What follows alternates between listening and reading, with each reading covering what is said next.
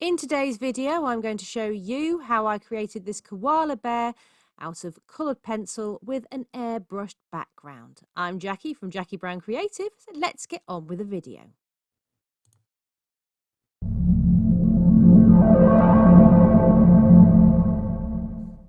For this piece, I knew I wanted a blurred out soft background, so I thought the best way to do that was with my airbrush.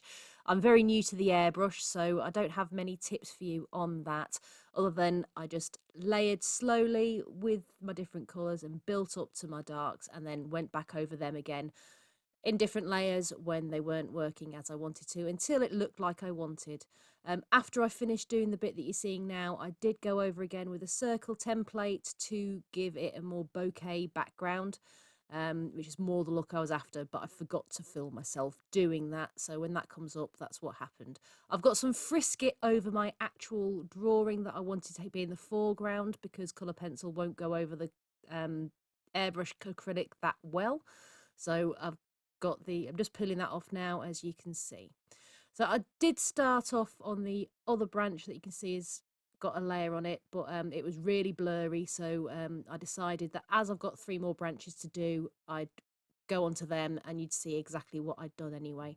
So I'm just putting my base layer down now on this branch, mapping out where my darks and my lights are and just going over it as a few times to build up those layers. I'm blending this piece with Zest blender. It's a pencil blender. You can use odorless mineral spirits as well, but in order for them to work, you need lots of layers first in order to get enough pigment on the paper. I'm using Arch's hot pressed watercolour paper for this piece, so it handles the OMS very, very well. As you can see, that's what I'm doing now. It gives it a bit more of a painterly look. But once you've put that layer down, it's very important to wait until it's completely dry until you go back over it. So I do it in stages. I did the one branch, went over that with my blender, started on the second branch, and as that one's drying, I'm back to the first branch again. So I'm just building up my layers once again here with darks and lights and being quite scribbly, not scribbly, but adding texture. I'm going the shape of the branch, I'm going around it to give it form, and being quite loose with my pencil because I do want it to look natural and like a tree bark. Once I've got that layer down, let's say 3 or 4 layers of the coloured pencil, I can then go back over it with the blender, with the Zest is what I'm using. So back onto the second branch again, building up those colours now where I want them. It's back into focus now. I do apologise for that.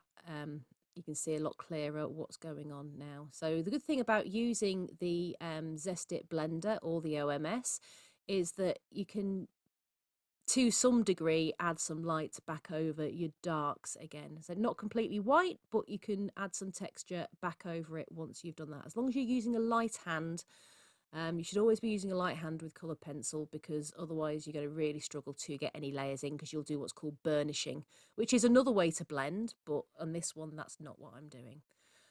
I've got a craft knife here. I'm just scraping off the top layer of paint just on that sawn off bit of the branch, just to add some wood texture in there. I just felt that bit needed to be a bit rougher looking. I'm not going to cut, I'm just literally scraping away any pigment that's on there just to add that texture. It does work better when you've got layers and layers and layers of pencil without being blended with the OMS, but it did work well enough for my goal on this. So back onto the other branch now. Now I've blended that again, and again building up the knots now and the texture in that branch. Again, light texture, light hand all the time, lots and lots of layers.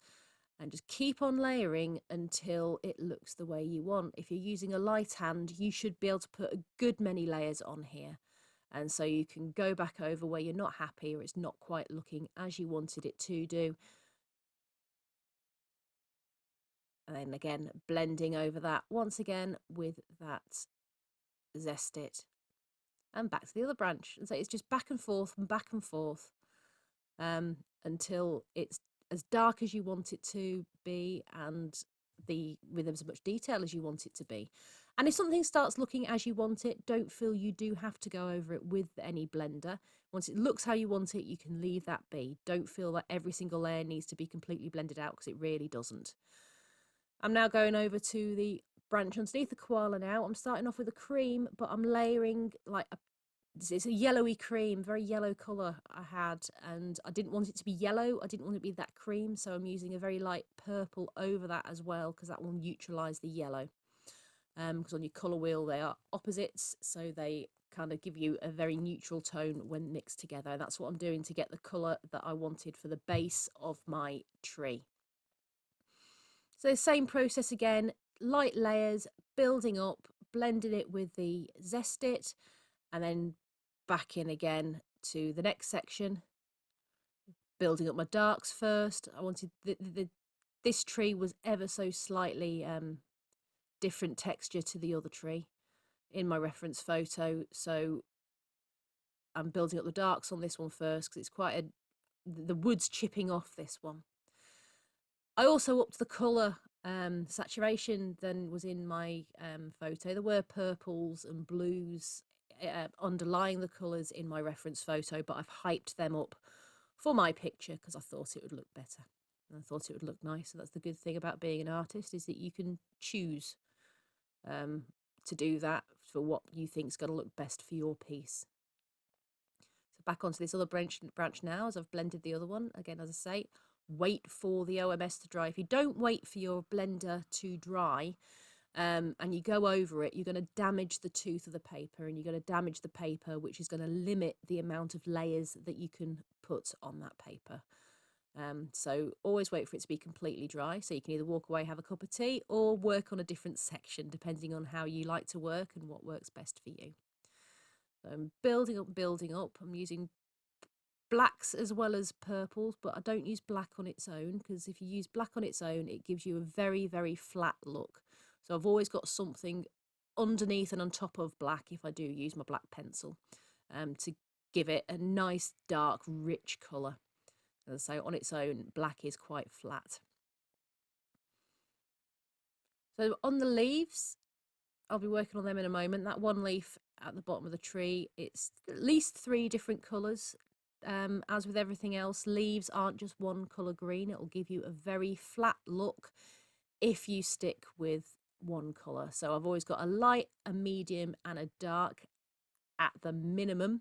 Quite often I've got more colours. I've not listed the colours I've used today because I have, in my Polychromos set, I have got the full set, and I've used the vast majority of every colour I've got in there that I was using on this piece. So I've used an awful lot of purples, an awful lot of the greens, an awful lot of the browns. I've used a lot of colours. And it's more about building up your values than it is the colour anyway. So if you're using a colour and it doesn't look right, put it down and try another one. Is the best way I find with coloured pencil to go, and with anything really. I used to try and plan out all my colours an awful lot, but I haven't seen much of a difference doing it the way I do now. I know I need a blue. I know I need roughly what sort of colour blue I need. So I pick up a pencil that colour, and if it's not right, I put it down, try another one. And you can always mix colours together as well. So if you're not finding the shade quite right that you need, if you've got a green and it's not quite bluey enough, then you can add some blue to it, over it, and layer it, and then blend it out, either with a burnishing technique or with the Zest it or the OMS. They're all good. They all work very well. And as I say, like I did earlier with the branch, I didn't want the yellow, so you can use your opposites on your colour wheel to neutralise each other and give you a more neutral look. So a lot of these leaves have got blues and purples in them as well, because I used purples in the trees. It's kind of reflecting in the leaves. The leaves aren't necessarily purple, but they've got the some shadows and some colours reflecting in them from the branches. So onto the koala's nose now. Koala's nose, I'm using purples and greys and blues and blacks. And I'm using a lot of purples and blues in his fur as well. I just start off by blocking in my darks and my lights, mapping out where they need to be. And I'm always moving my pencil in the direction that the fur is going. In the early layers, I'm just literally shading in that direction. I'm not worrying about fur strokes or anything, just colouring in the direction that the fur's going, and then building up the layers from there. As you can see, building in the shadows I've decided, because he's grey, he's got a lot of sort of pinky purple tones in there, and in the shadowed areas he's got quite a bit of blue. So I've put those layers down first, and I'm blending out again with the Zest it. I waited till that was completely dry before I carried on working. Don't think just because this is sped up that I've gone straight back into it. I haven't. Always wait for your blender to dry. So moving on now, darkening up my shadows, and I am starting to work with more fur strokes. They're just light dashed lines, but start off heavier at the bottom and then sort of flick up. On a koala, not too much, because he hasn't got very long fur. It's all sort of fuzzy. And where the hair is very short and sort of facing you, you can use dots. Don't be afraid to use dots, because they are your friend, but don't make them polka dots. Hair comes in like clumps and clusters, and they're quite random, but you need to follow your reference photo as to what direction they're going in, because if you just do a couple and think they look great and carry on, you're going to end up not looking too good. It'll end up looking like dots and stripes rather than fur. So just make sure that you're following the direction of your fur in your reference photo. It's very important to be watching that. You should be looking at your reference photo a lot more than you're looking at your actual picture that you're drawing, to make sure that you're getting all the details where they need to be, your darks and lights where they need to be. With coloured pencil, I always find it's best start off sort of, I do map my darks out, but I do start out lighter and then work darker as I go, building up my shadows slowly but surely in lots and lots of layers. I say this whole piece took me just over 30 hours to draw, so that's a whole lot of layers. So once you get a layer down, again smudging it with, or blending it, sorry, with my Zest it, waiting for that to dry completely, and then I'm going back over it again. The darkening my nose up, again it's got blues and purples and blacks in there. Never use that black on its own. The ears are slightly longer, straggly fur, but I find with things like ears it's best to get my shadows in first, and then I can go over them with my lighter tones somewhat to add the detail and the fuzzier fur, because it's quite straggly in those ears. So sort of building the shadows up, blending them out with the paint thinner, that's what OMS really is, and then going back over it again with my lighter colours to add the texture and the individual straggly strands.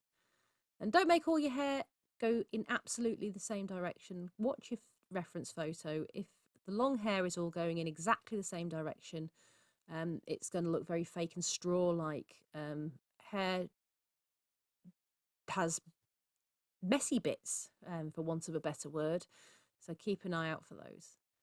I'm moving down the body now, and the same goes again for the leaves, at least 3 colours, if not more. And then again with the fur, follow the direction of the fur to add the shading. With the first layers, don't worry so much about your brush strokes, not your brush strokes, your fur, don't worry about your fur strokes, just worry about shading in the direction the fur's going. And then when you're blending, blend in the direction that the fur is going, but don't worry so much about your fur strokes in the first layer or two, because you're just building up your tone first. And then you'll go back through and you'll add your fur strokes in those light sort of dash motions as you go. For this portrait, I'm using Caran Dache Luminance pencils and Faber Castell Polychromos. The Polychromos are really good for fine detail because they're an oil-based pencil, so they're that bit harder. It's easier to get a thinner point, sorry. Easier to get a thinner point for more detail and harder point so it doesn't snap as easily on those. But I like using the Caran Luminance because they're a wax-based pencil, so they're slightly more opaque. And so I find that if you're struggling to get something to show up with your Polychromos, then the Caran Luminance, you might well get that colour to show up with those. I'm also using a Derwent Drawing Chinese white pencil, which is even more opaque and great for sort of larger areas that you want to add the sort of extra white or lightness to. So again, just adding more and more detail now, slowly building those values up and blending out with the OMS. Here I'm using a product called Brush and Pencil Touch Up Texture and Titanium White. It's a powder and a liquid that you mix together by brush and pencil. I'm using a liner brush to apply that. This is completely archival over your coloured pencil, so it's great for adding the extra white details. And the good thing about this is that once it's completely dry, you can also go over it again. It adds a bit of extra grit to the paper, bit of extra grain, sorry, to the paper. And as you can see, it's bright white, so it's brilliant for whiskers and any extra highlights that you need. Like I'm using it for the extra white detail in those ears, and for extra highlights that I couldn't quite get in with my pencils in his fur and his face and any longer bits of fur. And I've also put in some of the branches with that as well. It's a brilliant product. A lot of people will use gel pens, and some people will use gouache and things like that. Not necessarily great with your coloured pencils because it's not necessarily archival. It can chip off over time, whereas this is designed to be used with coloured pencils, completely archival, so you know that your work is safe. I'm moving my way down to the feet now and to the leg. This was a bit more of a challenge for me because of how the hair sits on the koala's leg and the type of fur that it has. It sits in funny patterns. So again, just trust your reference photo. Draw what you see. Again, I've started off with the darks, drawing in the fur, the breaks in the fur with that weird sort of crisscross pattern that you're seeing there. Which looked very odd to me as I was drawing it. It didn't look right at all, but it all came together in the end. So my reference photo wasn't lying to me. So adding in my darks again, keep going back over bits once they're dry, just to make sure that my contrast is right throughout the whole piece. But building up as I did, even though it's a funny texture, just following the shape of the fur, going back in now while I wait for that to dry, adding with the dark grey, adding little tiny separation to the fur where more detail is needed. And this is how you build it up. It's slowly but surely. So I'm loving how all the purples and the blues worked as the shadows and the highlights in this piece. And I think it really suits the grey fur of the koala. I don't normally work so colourful, but I think on this piece it really, really worked. I think if I'd have done him just grey, he'd have been a bit boring. So I'm very happy that I did choose the purples. Don't be afraid to experiment with colour. This was out of my comfort zone, and I'm really happy with the result. So just continuing to build up my layers, add in the fussy details where needed, and glazing colour like blues and the purples over the more shadowed areas, and then darkening my darks where they need to be. And then I'll be going over again with a brush and texture titanium white and touched up texture to just add those final highlights where they're needed. So again, lightly adding them with my liner brush in the direction of the fur. Remembering that the harder you press, the thicker the line, so nice soft pressure when using the liner brush. And then going over and just doing the final glazes of colour to bring the whole piece together. And that is about it for this guy.